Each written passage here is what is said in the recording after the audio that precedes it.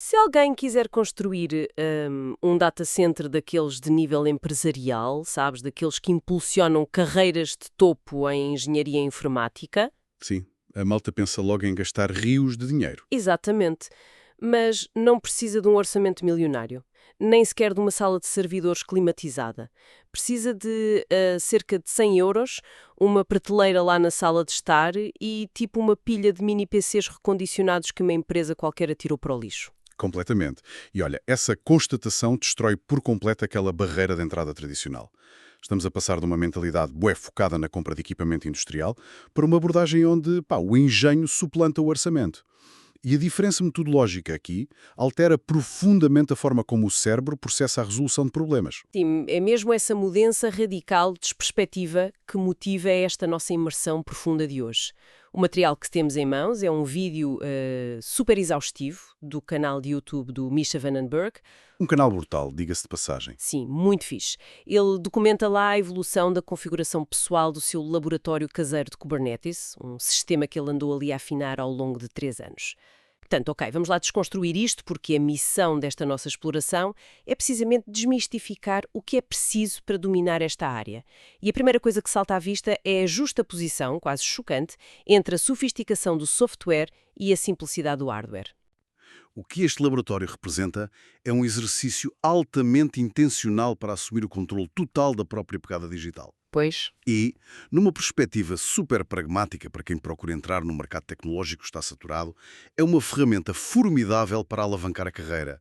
Demonstra competências reais em vez de só teoria. Sem dúvida. Vamos então focar-nos no hardware, porque a forma como o próprio autor descreve a configuração usa uma palavra que é, no mínimo, curiosa. Ele chama-lhe ghetto. Ghetto, uau! Sim. Não há cá servidores em bastidores espalhafatosos, o ecossistema assenta naqueles mini PCs corporativos recondicionados. Falamos especificamente de máquinas HP EliteDesk 800G2 Mini. Grandes máquinas. Pois são, ele usa versões i5 com 16 GB de RAM e umas versões i3 com 8 GB. E nos Países Baixos, onde ele mora, estas máquinas custam uns irrisórios 100 a 150 euros. Pois. E a genialidade de usar esse tipo de equipamento prende-se com a própria natureza do Kubernetes. É que este sistema foi desenhado do zero pela Google para ser um orquestrador que assume que o hardware vai falhar. Exato, ele espera que as coisas partam. Nem mais. O Kubernetes não quer saber se está a correr num servidor imaculado de dezenas de milhares de euros ou num computador recondicionado de 100 euros. Ele abstrai a camada física toda. Se uma dessas caixinhas HP sobreaquecer e, bater as botas, Adeus, máquina. o Kubernetes simplesmente apercebe-se disso e reafeta as aplicações para as máquinas sobreviventes ali numa questão de segundos. É mesmo uma infraestrutura de colmeia. E ele ainda adiciona mais heterogeneidade à mistura. Ele tem lá um Lenovo ThinkCenter, tem um portátil ThinkPad T480 velhinho a funcionar só como ecrã de monitorização, clássico, e um mini Sphorium MS-A2, que é mais recente, bastante potente, com 32 GB de RAM, mas que ele próprio admite ter um problema sério com o ruído das ventoinhas. É o preço a pagar pela potência nesse formato. Pois é, e olha, no início ele até usava Raspberry Pis com o K3S, que é aquela versão mais leve do Kubernetes. Sim, o K3S é espetacular, para começar. É ótimo para aprender. Mas ele avisa que os pais começam a engasgar-se quando se tenta correr cargas mais pesadas ou compilar código diretamente ali no cluster. E foi essa necessidade de estabilidade que o fez dar um salto qualitativo. Ele abandonou o K3S e mudou o sistema operativo. Esse salto é que marca a transição de um ambiente brincadeira para uma postura de infraestrutura de produção pura. Ele abandona os sistemas operativos tradicionais e vai adotar o Talos de Linux. O famoso Talos. Exato. E é aqui que a arquitetura começa a espelhar o que de mais avançado se faz na indústria. O Talos não é de todo um Linux de uso geral onde a malta instala um browser ou assim. Foi construído com um único propósito: correr Kubernetes e absolutamente mais nada. A mecânica do Talos fez-me pensar numa imagem muito específica. Pensa num cofre de alta segurança num banco. Ok, estou a imaginar. Num cofre normal tens aquela porta maciça de aço, uma fechadura bem complexa, o teclado digital, a maçaneta. O Talos é como um cofre que não tem fechadura, não tem maçaneta e nem sequer tem uma porta que se possa abrir. Como é que se entra, então? É só uma pequena ranhura por onde se passam instruções escritas que é a API. É um sistema operativo imutável. Não permite aquele acesso clássico onde abres um terminal e te ligas por SSH à máquina. Não entras lá. Apenas submetes comandos pela ranhura e a máquina executa ou rejeita. Pá, o que é fascinante aqui é que essa analogia do cofre sem porta capta na perfeição a filosofia da segurança através do design. Porque na administração de sistemas clássicas, a maior vulnerabilidade é mesmo o erro humano. Aquele dedo que escorrega no teclado. Exato. O famoso administrador que entra no servidor à meia-noite, altera um parâmetro ali rápido para resolver um problema e... esquece-se de documentar. O tal os elimina isto pela base. O disco é essencialmente leitura apenas. Se for preciso atualizar, não se instalam patches. O sistema descarrega uma imagem completamente nova e substitui tudo durante o reinício. E como o hardware físico pode falhar a qualquer momento por ser usado, o software tem mesmo de ser à prova de bala. O que nos leva à forma como ele organiza o interior lógico desta colmeia. Ele divide o laboratório em 2 clusters separados. Um chama-se Mimir e o outro Jotunheim. Nomes da mitologia nórdica, adoro. Pois é, o Mimir está reservado para as cargas com estado, ou seja, tudo o que precisa de preservar dados de forma permanente, tipo bases de dados e o servidor Git. O Jotunheim aloja as aplicações sem estado, aquelas que só processam a informação temporária e podem ser destruídas num piscar de olhos. Essa distinção entre Estado e sem Estado é a espinha dorsal de qualquer arquitetura tolerante a falhas a sério. No Jotunheim, se uma aplicação for abaixo, não há crise. Levanta-se um contentor novo e a vida continua. Porque não guarda dados, certo? Certo? É descartável. Já no Mimir a história é outra. A complexidade aumenta imenso porque estamos a falar de armazenamento persistente. Ele usa o Jotunheim como um laboratório de testes perigoso, um ambiente de pré-produção. Se quiser testar um novo controlador de rede que pode deitar tudo abaixo, testa ali. Se der para o torto, as bases de dados vitais no Mimir nem sentem o abalo. É uma arquitetura brilhante, sem dúvida.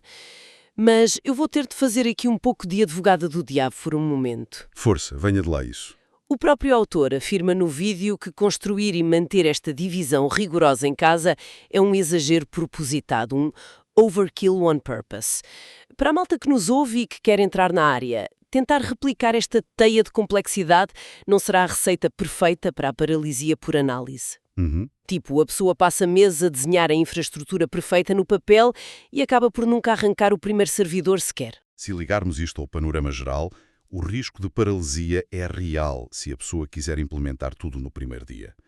Mas o pragmatismo deste exagero justifica-se pelas exigências de quem contrata hoje em dia. O mercado está cheio de candidatos que sabem executar um tutorial de 30 minutos. Aquele tutorial do YouTube para subir um cluster básico na cloud. Exatamente. Isso já não diferencia ninguém. O valor inestimável é provar que se domina um ciclo de vida completo. Expor aplicações à internet de forma segura, gerir balanceadores de carga, garantir que a base de dados não corrompe quando um disco pifa na sala de estar. E olha que há provas de que isto funciona. Ele conta a história de um aluno dele, o Pedro, que mora nos Estados Unidos. O Pedro não tinha uma licenciatura em informática. O chamado CS Degree. Exato. Nem histórico na área. Mas ele replicou esta exigência usando uma metodologia chamada GitOps. Todo o código que orquestrava a rede dele, dos IPs ou os volumes de dados, estava num repositório público no GitHub. O GitOps é o que transforma esse conhecimento abstrato num currículo vivo, percebes? Historicamente, a malta escrevia comandos no terminal para empurrar as alterações para o servidor. O GitOps inverte a coisa. Inverte como? Escreves no GitHub, em texto simples, o que queres que aconteça. Tipo, quero 3 cópias desta aplicação. E é o próprio Kubernetes que está ativamente a observar o GitHub, puxa as alterações e trabalha sozinho para a realidade física corresponder àquele fecheiro de texto. Brutal. Portanto, quando o Pedro foi a entrevistas, não disse só eu sei usar Kubernetes. Mandou um link e disse, olhem, está aqui o registro de como eu geri um mini data center nos últimos 6 meses. Vejam o código. É a prova provada. E claro, arranjou trabalho como júnior em DevOps. É a grande diferença entre declarar competência e auditar competência em tempo real. Pois é, mas gerir esta reconciliação contínua parece um trabalho a tempo inteiro, não é? Ninguém tem cabeça para gerir um data center no sofá depois de um dia de trabalho esgotante. E é aí que entra a automação. Ele usa uma ferramenta chamada N8N. O N8N é espetacular para fluxos de trabalho. Sim, Funciona como um maestro invisível da operação. Ele até dita notas de voz no telegrama que o servidor transcreve sozinho. E aqui é que a coisa fica mesmo interessante. Parte significativa da gestão de código da infraestrutura está delegada à inteligência artificial. Isso é que é vanguardista? E aterrador ao mesmo tempo. Nem mais. A cada hora, a IA analisa os pull requests no GitHub. A IA lê as alterações, avalia o impacto e, em muitos casos, aprova e funda o código de madrugada enquanto ele está a dormir. É tipo um controlador de tráfego aéreo automatizado num aeroporto intenso. Que tem autonomia para autorizar aterragens de rotina. Exato. Mas levanto a questão. Quão aterrador é entregar as chaves das fundações de uma rede a um modelo de linguagem? Pá, é genuinamente aterrador. Se não houver limites, uma alucinação da IA que aprova uma alteração maliciosa na rede pode literalmente desligar o servidor da internet. Tranca o dono do lado de fora. Mas a arquitetura dele demonstra uma mitigação de risco fenomenal. A IA tem limites estritos. Quando detecta atualizações em peças vitais, retira as mãos do volante. Aciona o alarme para os voos militares, não é? Exatamente isso. Olha o exemplo do Cilium, que é o coração da rede deste laboratório. Quando há uma atualização aí, a IA só escreve um relatório sobre as implicações e manda uma notificação para o telemóvel dele a pedir autorização. É o modelo Human in the Loop. E o facto de ele usar o Cilium é revelador do calibre desta brincadeira, porque substituiu o antigo IP Tables por uma tecnologia chamada eBPF. Sim, o eBPF é daquelas siglas que se ouvem em todo lado nas palestras de engenharia. Porque muda o paradigma da rede. O IP Tables tradicional era tipo um polícia-sinaleiro num cruzamento confuso. Cada pacote de dados tinha de parar, mostrar os documentos, ser verificado e só depois avançava. Demora tempo e processamento. Imenso. O eBPF permite correr programas personalizados dentro do núcleo profundo do sistema operativo sem alterar o Linux. O pacote de dados traz um passe VIP, que é lido à velocidade da luz. É a eficiência brutal das multinacionais. Ele monitoriza isto tudo com a santíssima trindade da indústria. Prometheus, para recolher métricas, Grafana, para os painéis visuais, e o Uptime Kuma. E os alertas vão diretos para o Telegram dele. O que nos obriga a perguntar. O que justifica este esforço todo, não é? Exato. Esta rede toda, o GitOps, a IA, servem para correr o quê? Qual é a carga útil? E a resposta não é só em engenharia. Entra na soberania e independência digital. O laboratório é, no fundo, um refúgio de privacidade. Sim, ele começa logo com o código. Em vez do GitHub, usa o ForJoe, alojado localmente. O objetivo é evitar que empresas externas usem o trabalho dele para treinar as suas próprias IAs. E no consumo de informação diário, a lógica mantém-se. Hoje em dia, o consumo é propassivo. Fazemos scroll e consumimos o que o algoritmo quer. E ele quebrou isso.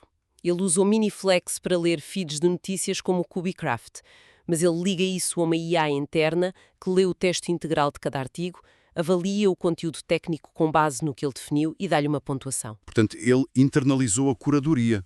O algoritmo trabalha para ele. Sim, para os interesses intelectuais dele e não para uma rede de anúncios. Ele tem também o Audiobook Self para livros e podcasts, o LinkedIn para favoritos, o Paperless para digitalizar documentos, mas a parte mais impressionante é o Quantified Self, o eu quantificado. A recolha de dados corporais, certo? É aí que ele defende a infraestrutura com unhas e dentes. Ele usa anéis Oura, pulseiras Whoop, o Strava. Isto gera milhares de dados de saúde por dia. Em vez de deixar isso nos servidores dessas empresas, ele programa tarefas no Kubernetes, os cron jobs, que vão sacar uma cópia de tudo diariamente através da API deles. E guarda em sonde. Numa base de dados PostgreSQL alojada no próprio laboratório. Uau!